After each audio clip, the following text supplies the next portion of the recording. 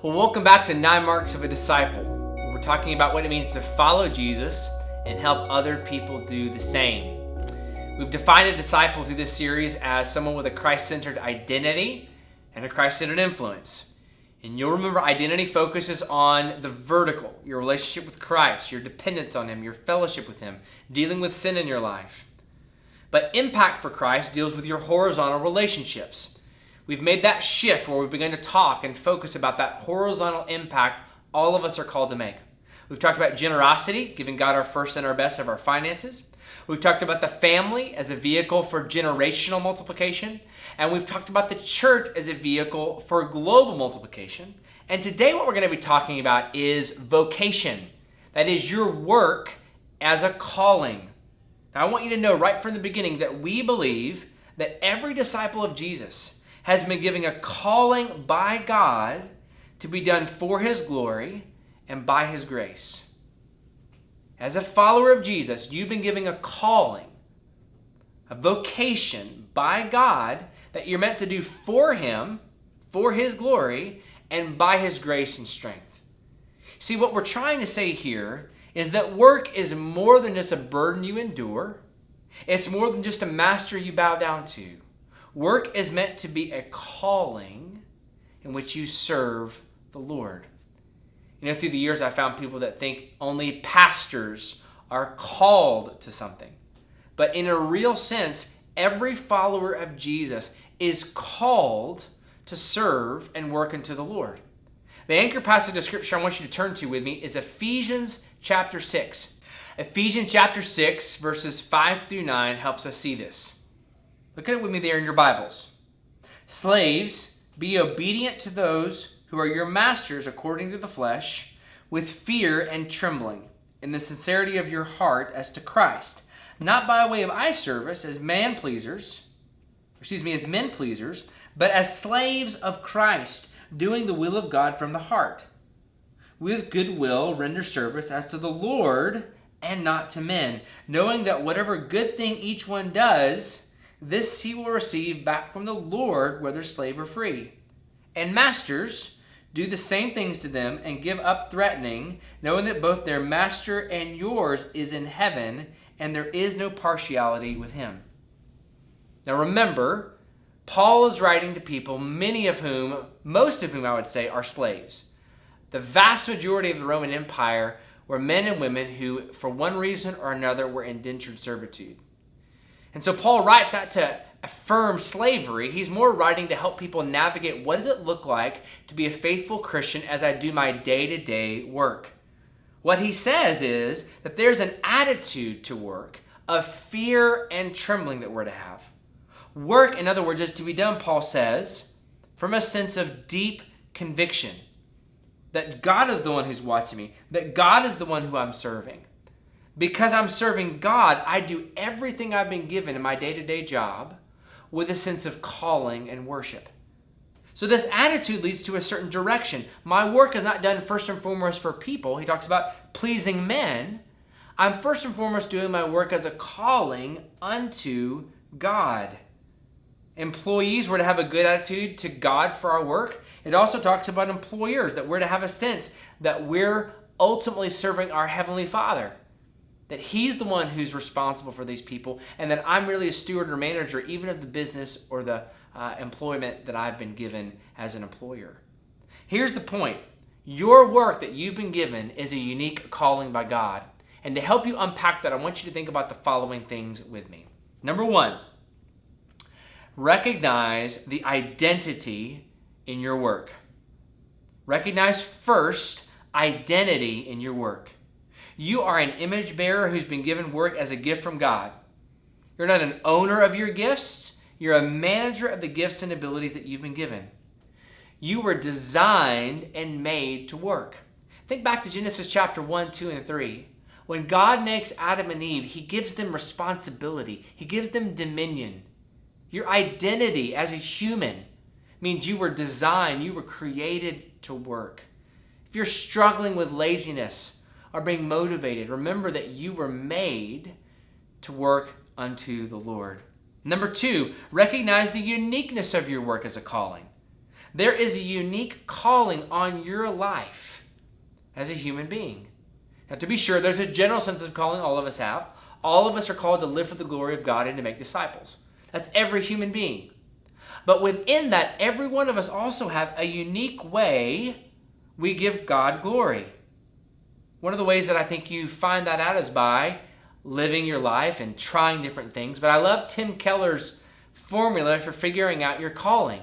He talks about affinity, ability, and opportunity. Affinity, what do you like? What are you drawn to? What are the things that you do and you say, man, I really just was energized by that? Number 2, ability. What are the things that you're good at? What are the things that you find that you are effective at, that come maybe easy to you, that you can grow in? And number 3, opportunity. What are the opportunities that God's put around you? There's some unique things that some of us might not be good at, but we can't make a living at. What are the opportunities that kind of mesh together with some ability and affinity that you've been given in your life? Parents, part of what you and I've been called to do as an aside, is to help our children understand what their calling is. They have a calling. Ability, affinity, opportunity, understanding that that's a way to think through that is important. But ultimately, don't forget this. You've been given a unique calling by God. Number 3, recognize the excellence in your work. Excellence. Part of expressing your work as a calling means you're constantly seeking to improve. You're constantly seeking to grow. As a manager, as a steward of God's gifts and abilities, you're wanting to improve the work that you've been called to. You know, one of the dangerous things about living in this particular cultural moment is comparison. Looking at what people have on social media or looking over your shoulder at what somebody else is doing. But what Jesus calls us to is not comparison. He calls us to a growth in our calling. I talk with my kids about this all the time.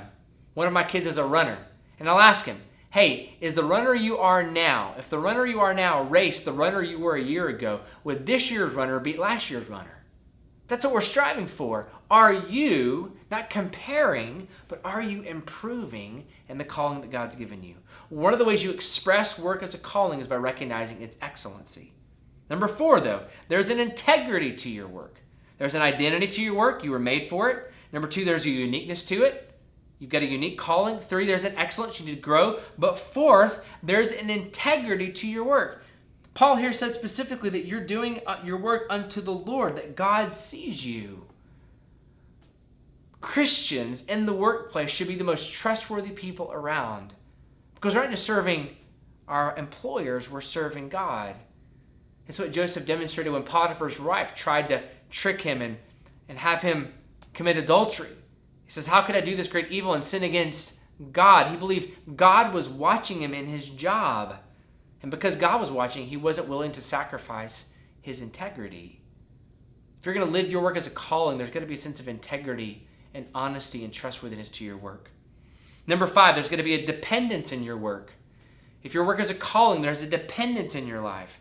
I'm working and approaching my work in desperate need before the Lord. Because my work is a calling and a gift from God, I cannot do it apart from him. I don't care what you're doing. If you're flipping burgers, if you're an accountant, you're a teacher, you're a stay-at-home mom, there's a calling and a sense of worship that needs to enter into your work that shows up in a dependence. It could look simply like you praying before you do certain tasks. God, would you help me do this to your glory? Would you help me get better at this? You dependently serving the Lord so you have an opportunity to interact with other people. Did you know that in your workplace, you have an incredible opportunity to interact with people who need to hear and see the gospel? You and I need to approach our work in dependence if we're going to live it out as a calling. Number 6, there's going to be a balance to our work as well. There needs to be a balance to my work. I need to recognize that while my work is important, it's not an idol I bow down to. I see so many times people idolizing their work, even sacrificing their families on the altar of their career advancement.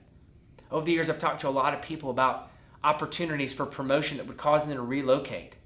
And one of the questions I ask people when they're working through that is this really what's going to be best for your family? Is this really going to be best for the community that you're part of? It may be that you are called to relocate and take that promotion.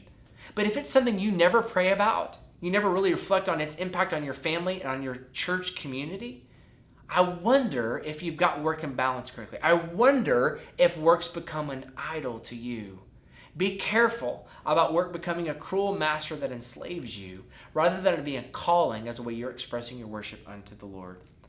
Seventh and finally, there's got to be a value to our work. I want you to see the goodness of the work that you're doing. Now, to be sure, there are some callings that are evil, that would people, some types of work that people would undertake that are evil, like human trafficking or slavery. There's no glory that God gets from that kind of sinful practice of work. However, with those exceptions, I want you to know that God is glorified when you flip burgers to his glory. That God is glorified when, as an accountant or as a stay-at-home mom, you're working hard to steward the gifts that he's given you. Yes, we need to be looking for opportunities to open our mouths and share Christ, but please understand that there is a goodness and a value to the work that you've been given that's important. So here's my question. What's your next step in embracing your work as a calling? Is it repenting of it being just a burden you endure or an idol you're bowing down to? Is it time to switch gears and think of work as something you're to pray over, dependently asking God for help? Could it be that some of us need to kind of take a step back and ask if we're really living out our calling? Maybe we need to think about ability, affinity, opportunity, and ask God, am I really doing the things that you've called me to do? I pray that whatever that next step is, that you'll be clear about it as you embrace making an impact for Christ in your vocation.